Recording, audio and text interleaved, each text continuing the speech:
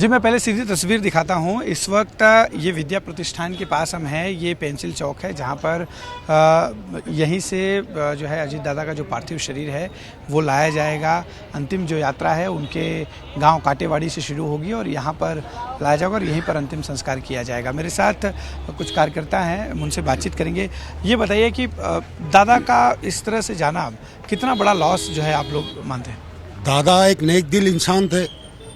हमेशा गरीब तबके के लोगों के, बुजुर्ग लोगों के लिए, किसान लोगों के लिए और हर तरह के लोगों के लिए वो सुबह रात में 2 बजे भी सोते, सुबह 6 बजे उठकर वो काम में लग जाते थे, लोगों की सेवा में लग जाते थे। आज जो हानि पहुँचे महाराष्ट्र में, पूरे भारत में दादा के जाने से, दादा एक नेक दिल इंसान थे। और आज आपकी आंखें भर आई देख रहा हूँ मैं। जी भाई, दादा अगर किसी को डांटते भी थे तो उतना प्यार भी करते थे। दादा अगर उनके पास कोई काम ले जाए, अगर हाँ कहा तो ठीक है, नहीं कहा तो नहीं होता था। ऐसे नेक दिल इंसान आज हमारे निकल गए यहाँ से। दादा की आत्मा को शांति मिले, यही दुआ करते हैं। दादा जहाँ भी हो जन्नत नसीब हो उनको। मैं भुसौल से आया हूँ।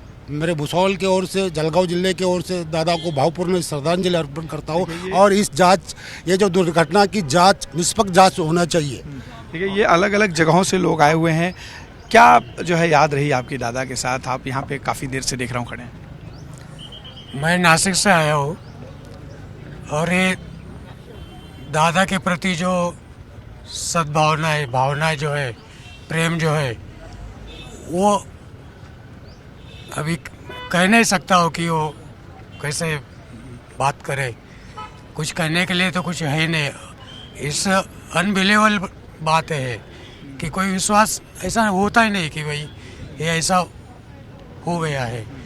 और दादा जो है उनके जैसा कोई नेता बने ऐसा मुझे तो लगता नहीं। क्या कहना चाहेंगे? दादा के बारे में इतना ही कहना चाहूँगा कि वो डिप्टी सीएम तो महाराष्ट्र के थे कि हमारे दिलों के सीएम थे वो। क्योंकि मैं यहाँ 6 साल से रह रहा हूँ बारामती में। मैं सुबह ऐसे वॉकिंग के लिए निकलता हूँ तो दादा कहीं भी कभी भी मिल जाते थे। वो रास्ते में किधर ये काम जो डेवलपमेंट का चल रहा है वो पूरा वो फुल अपने आंखों से निगरानी में करवा लेते थे। बहुत सी चीज़ें जो जैसे मार्केट है यहाँ पे, जो मार्केट का भी काम चल रहा था, मैंने उस वक्त तो उनके साथ था, मतलब वही देखने गया था। दादा उधर आए थे तो जो काम करवा लेने की उनकी जो ताकत थी, क्षमता थी, बहुत स्पीड हुआ करती। देखिए ये एक बहुत महत्वपूर्ण बात है कि आप जितने लोगों से बात करेंगे सबका कहना है कि उनकी जो शुरुआत थी सुबह की वो बहुत जल्दी होती थी। 6 बजे वो जनता दरबार शुरू कर देते थे, लोगों की परेशानियां सुनने शुरू कर देते थे। जी बिल्कुल, मैं जो यहाँ पे कार्यकर्ता हैं उनसे बातचीत करता हूँ कि अभी उनकी क्या ऐसी यादें हैं अजीत दादा के साथ। दादा के साथ आपकी क्या ऐसी याद है जो आज आप हमसे शेयर करना चाहेंगे? दादा जैसे आदमी महाराष्ट्र में नहीं था और दादा ने जो बारामती की जो तरक्की की है ये बहुत अच्छी की है। और बारामती जैसा पूरे महाराष्ट्र में बारामती जैसा आदमी नहीं था। और दादा जो थे तो एकदम अच्छे आदमी थे, डांटते थे उतना प्यार भी करते थे। और आज जो बारामती इतनी खूबसूरत बनाई है ऐसा कोई बनाएगा नहीं और बहुत बढ़िया बनाया है बारामती। और दादा जैसे बहुत से यादें हमारे पास है। दादा जैसे आदमी नहीं थे और ना दोबारा होंगे। क्या कहना चाहेंगे? आप बारामती से? बहुत सारा विकास जो किया है दादा ने, ये मेंटेन भी नहीं होगा इसके बाद। अच्छा, आपको लगता है कि दादा ने जितना विकास किया वो मेंटेन नहीं किया जा सकता? अगर वो क्यों ऐसा? ये डर था जो दादा के बगल, ये अभी डर नहीं रहेगा। अच्छा, अधिकारी काम में कोई कोताही नहीं करते थे, उनके अंदर डर था कि दादा से डांट पड़ेगी। है बॉम्बे में नहीं दे, कहाँ भी रहने दे, दादा है, यही बस डर था सबको। कितना बड़ा लॉस एक निजी तौर पर आप? बहुत बड़ा लॉस है, बहुत बड़ा लॉस है। हर एक आदमी को बहुत बुरा लग रहा है। मैं आपको तस्वीर दिखाता हूं। पहले जो तैयारियां यहाँ पे हो रही हैं, देखिए ये पूरी पुलिस व्यवस्था, पुलिस सुरक्षा बहुत ज़्यादा की गई है। अब चप्पे चप्पे पर पुलिस तैनात है। चूँकि गृह मंत्री अमित शाह आएंगे, हालांकि परिवार की तरफ से हमें ये भी बताया गया था कि प्रधानमंत्री भी आने वाले हैं। हालांकि अभी उनका जो शेड्यूल है वो सामने नहीं आया, लेकिन गृह मंत्री यहाँ पहुँचेंगे। इसके अलावा जो तमाम जिनके साथ अजीत पवार के बहुत नज़दीकी संबंध रहे हैं वो यहाँ पर पहुँचने वाले हैं। अलग अलग राज्यों के नेताओं के भी आने की सूचना है। यही वजह है कि सुरक्षा काफ़ी पुख्ता रखी गई है।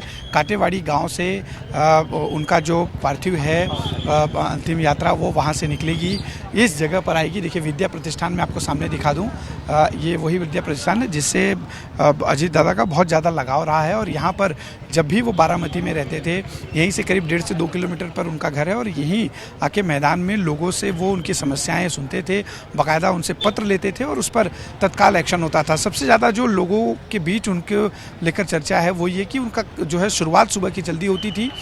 सिर्फ जल्दी शुरुआत कहने के लिए नहीं था, 6 बजे से वो लोगों से मिलना शुरू कर देते थे। और एक मीडिया पर्सन होने के नाते एक अनुभव हमारा भी रहा कि जब वो कोई इंटरव्यू प्लान करते थे चुनाव के दौरान, तो सुबह पहला इंटरव्यू उनका 6 बजे होता था मीडिया के साथ, और 6 बजे से 9-10 बजे तक मीडिया को इंटरव्यू देते। इसके बाद वो अपने प्रचार के लिए निकल जाते। तो एक तरह का उनकी जो सुबह की शुरुआत हो हमने भी अनुभव किया है।